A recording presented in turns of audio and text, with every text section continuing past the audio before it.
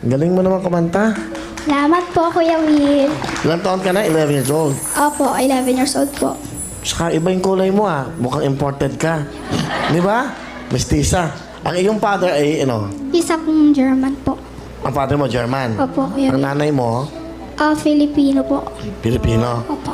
Okay. Tapos ilang kayo magkakapatid? 8. 8 kayo. Opo. Sa papa mo at sa mama mo? Hindi po, yung iba, yung 5 ko pong kapatid, iba po yung tatay. Yung 3, kayo magkakapatid. Kami po sa German. German ang father mo. Opo. Okay, kilala mo ba yung father mo? Hindi ko po kilala. Isa pangalan. Christian Stukli po. Ha? Stukli. Stukli. Opo. German siya. Opo. Kilala mo ba yung mukha niya? Hindi mo pa siya nakausap kahit minsan. Hindi po. Ang mama mo nasaan? Nakakulong po. Nakakulong? Opo. Sino nag-aalaga sa inyo?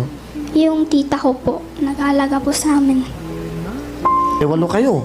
Paano kayong susuportahan? Wala ang nanay nyo. Kapag meron po akong ganitong sinasalihan, yung iba ko pong kapatid na sa tatay po nila, binibilang ko po sila ng grocery. Tapos yung mga nakababata ko pong kapatid, binibilang ko po ng gatas at saka diaper.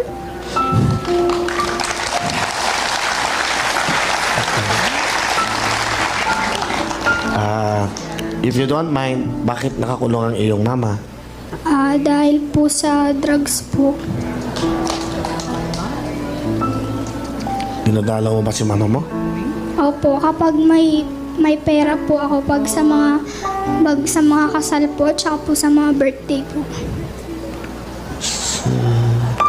So yun ang ikinabubuhay mo, yung pagkanta mo sa kasal, Opo. sa pamilya ng birthday. Bakit ka sumali sa The Will to Win? Para po sa mga kapatid ko at saka po para maipabahagi po yung talento ko at ma-inspire po yung ibang bata na gumaya sa akin.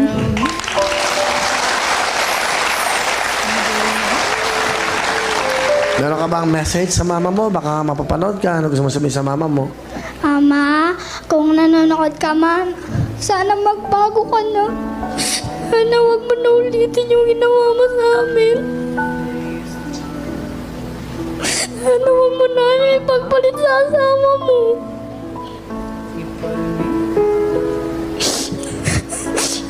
Sana yung mga kinikita mo sa trabaho, binibili mo na ng gatas ng kapatid ko.